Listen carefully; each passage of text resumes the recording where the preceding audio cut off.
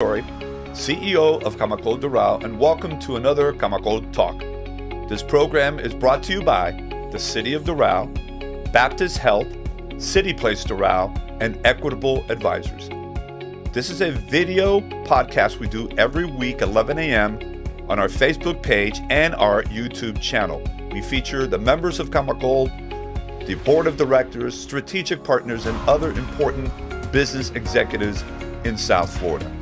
Today, my guest will be Joe Chi, president of Camacol. He will give us an update on all of the initiatives and projects that the organization is working on right now and much, much more. Let's listen to my conversation with Joe Chi. Okay, with me right now is Joe Chi, of course, the president of Camacol, and he is with us on Camacol Talk. What's going on, my friend? Everything is fine here, swinging away.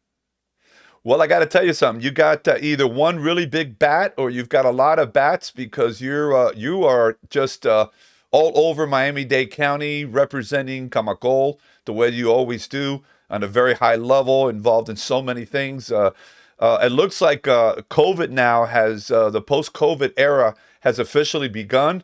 A lot of things are going on. A lot of initiatives that were put on hold are now up and running. It looks like they're all happening at one time. Joe, before we get into the exciting conference coming up now in July, the technology conference, can you give us an update on what's going on with Camacol and on the organization's involvement, especially with strategic partnerships? We're involved in so many different directions now. It's unbelievable. We've been working with the Coalition of Chambers, of course, with the Greater Miami Chamber of Commerce, with the Coral Gables Chamber, with the Miami-Dade Chamber of Commerce as well, too, as well as the Aventura and Chamber South. I mean, North Miami Chamber. I mean, it's been crazy all over the place. And of course, Camacol Doral. And at the same time, our Vice President, Italo Torres, has been working with the Latin American binational chambers. The binational chambers, which are chambers representing other countries which are situated domestically here, are anywhere from all the countries represented, all the way from Mexico, all the way to Chile. And with all those countries as well too. And at the same time, of course, we're also dealing with our different national chambers down in Latin America through the Hemisphere Congress, which we will be having a Zoom call. Actually, I believe that is I believe that's next week. Next week we'll be having a Zoom call all together, and we will be trying to figure out what this coming out of the pandemic means for everybody. Of course, everyone's coming out at different speeds. There's a lot of issues still down in Latin America with regards to getting the vaccine, with regards to gaining a certain amount of immunity from COVID-19. And we will be hearing them out. And of course, we will be listening and seeing what we can do from our side, from our chamber, from Camacol. So many different activities, technology, digital media, filmmaking. In September, I believe there's going to be a small get-together with regards to some of the people from Hollywood and things like that here in Miami. So we don't know exactly what date it is, but we will keep you posted on that too. And of course, there's something else which we've been dealing with recently, and I'll probably report on this a little more later in another event as it becomes more materialized. We're talking about bringing the Summit of the Americas over here to Miami. It's a meeting, basically a meeting of all the presidents of the whole American hemisphere coming to Miami. The first time it was done was in '94. Every 2 years it goes to a different country. And as of last year, it was assumed the responsibility for this meeting was assumed by the United States. And of course, we've been working with the county to get it down to Miami. And I believe we have a very good chance, probably the best chance of all, So that's going to be a huge, huge That's a huge event. economic boost to our county, to our region. Boost. To have something like that is, to have you'll have the world's attention Figure with that this kind of an way. event. We've been, oh yeah, figure this way. We've been talking to the State Department, and they told us that we're going to need anywhere from 20 to 25,000 rooms, hotel rooms, in order to be able to host this magnitude of a. So I think the GMCBB and Bill Talbert and whoever his successor will be at that point will definitely be glad to take up this challenge and at the same time help us along too. Absolutely, and strategic partnerships are such an important aspect of what Camacol is about. Aligning itself with other like-minded organizations that are in different parts of the county and of course the world, and that's how we can best serve our members, and make a difference by gathering up all those resources and pulling them together and be able to kind of fill in the blanks, mind you, so that the member at the end of the day, the business community, are the ones that will benefit from everybody working together. And very briefly, I just want to mention, of course, we had a tragedy a few days ago in our city, specifically Surfside. This is one of those once in a lifetime events that are very traumatic and change the landscape of a city, a state, a country, the world. What are we doing as Camacol to support the rescue and to help the first responders? Well, on that specific event with Surfside, it was a huge tragedy. Actually, some of our Camacol members, or actually one of our Camacol members from the healthcare side, Ileana Monteagudo, she's the owner of an assisted living facility, but at least she was able to avert that tragedy. It was in the morning, I believe. She said it was like 12 midnight or 1 in the morning when she heard a loud sound. I don't know. It sounded like an explosion or something like that, or something cracking, and then she gathered everything in a hurry and she went down. Started Wow. going downstairs, but not taking the elevator. By taking the stairs directly, and she was able to get out in the nick of time.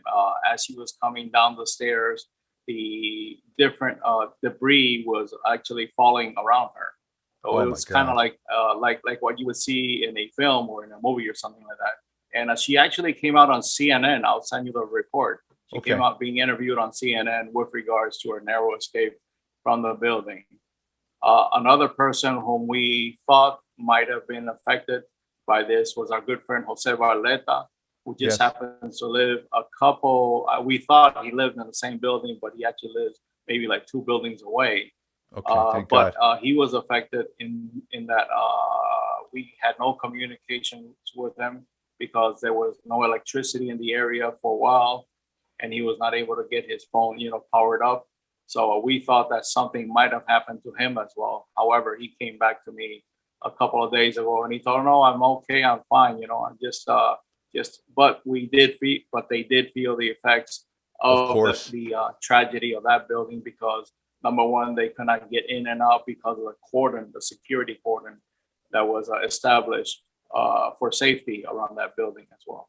Thank God for that. Such a terrific guy who's so full of energy and all that. But that's good news. And what a way to just kind of react quickly to what's going on instead of wondering, instinctually, picking up your things and going downstairs is it's a godsend. So that's And we did. phenomenal. Oh, I forgot to also mention that we did have someone who was actually on site, trying to see what he could do to help from Camacolo's side. Dennis Rod, who's Sure. our Camacol Director of Community Affairs, he was actually down there, and he was actually with the Miami-Dade County Police Department, He's very close to the new police chief, not chief, director, Eric Mendez. We actually had an appointment on that very same day, the day after the tragedy, with the police director to talk about collaborations between Camacol and the Miami-Dade County Police Department. But of course, that was postponed because of the tragedy. Of course.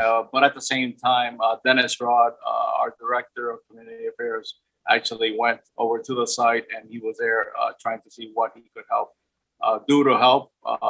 And at that point, it was the situation was already taken over by the feds. So things were moving along,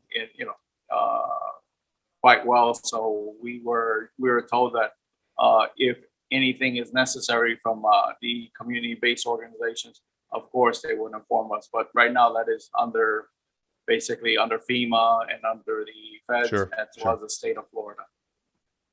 Terrific.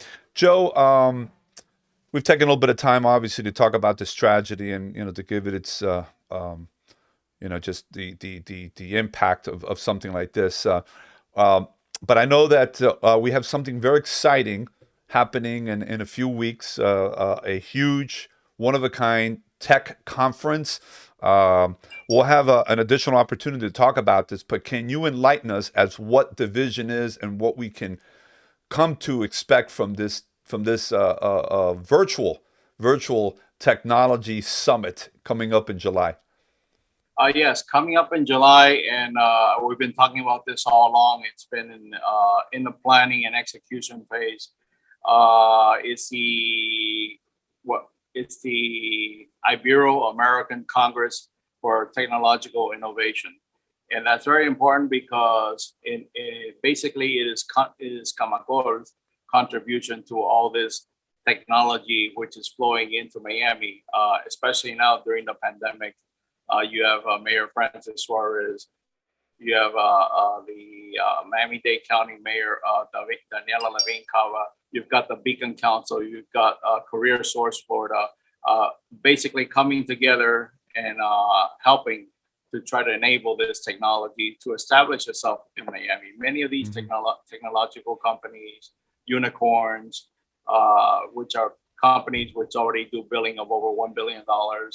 And they are coming into Miami. And one of them actually just settled into one of our partners complex, Moshe Manaz Technological Center.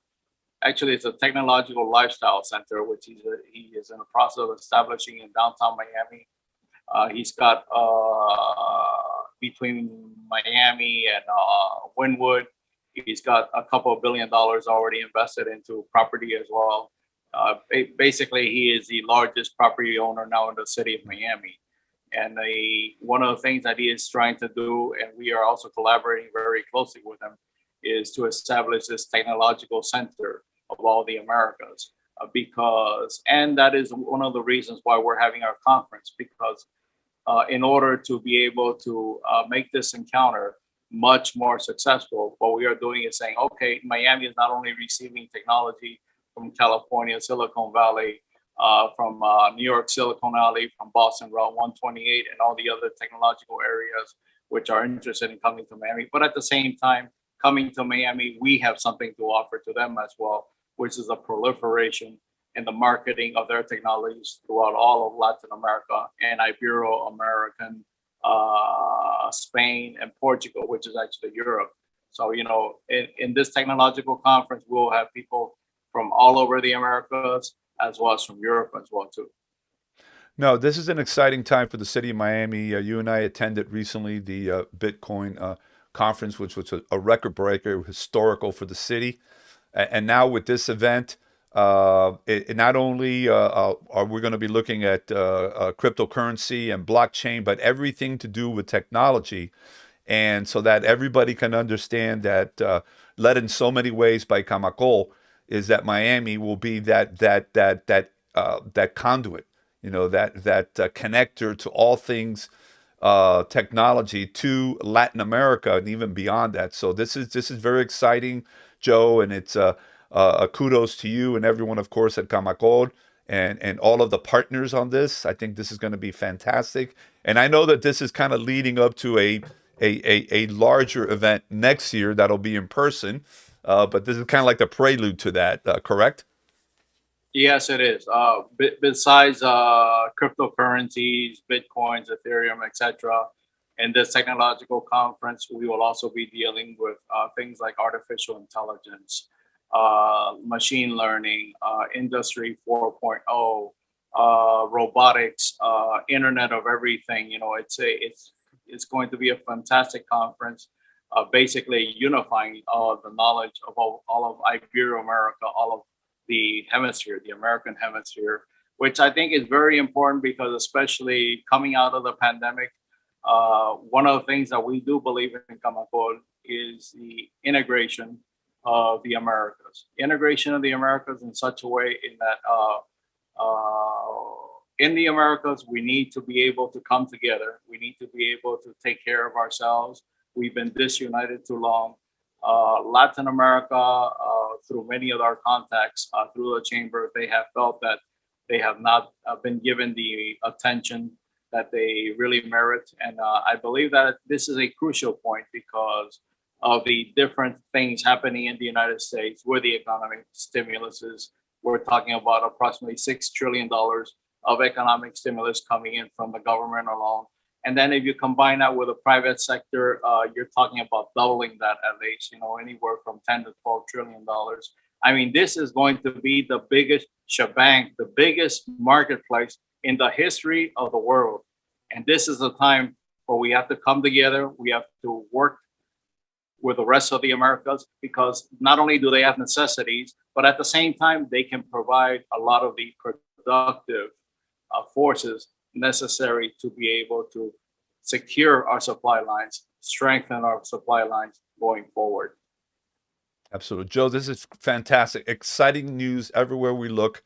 And can't wait. We're just, it's right around the corner, and so glad that we're all working together on this big project. Thank you so much for being with us today. Really appreciate it, and looking forward to a great second half of 2021. By the way, Pete, just before I sign off, we're talking about community. One of the things that Camacol is in the process of doing is we're back in contact with the SBA. Remember when we signed the strategic memorandum over there at the city of Doral with Mayor J.C. Bermudez. I believe Vice Mayor Digna Cabral was there as well. And I believe at that time, the Vice Mayor was also... Yeah, Councilwoman Claudia Mariaca was also Claudia Mariaca, yes, who has very close, connections with Brazil as well too. She was there as well too, and one of the reasons why that was done was that was in preparation for what we're starting to do now, which we're going to build out an even larger and more encompassing relationship with the Small Business Administration. So stay tuned for that news. We should be able to come up with more programs from the Small Business Administration in order to help our small business community in Doral, in Miami-Dade County, and I believe it's going to be very beneficial for all of us moving forward. Absolutely. Joe, thank you so much for taking time to be with us here today, and let's keep on doing what we're doing, right? Absolutely. Thank you, Pete. Thank you. All right. Have a good day. Take care. Thank you. Thanks once again to Joe Chi for sharing some very exciting and important information regarding Camacol. Remember, we're on every Friday, 11 a.m. on our Facebook page and our YouTube channel. Again, this is a video podcast to inform you on everything going on with Camacol and all of its strategic partners and its members. I want to thank you for being with us here once again. Remember to follow us on Facebook, LinkedIn, Twitter, Instagram, and I humbly ask you to subscribe to the Camacol Doral YouTube channel. Have a fantastic one.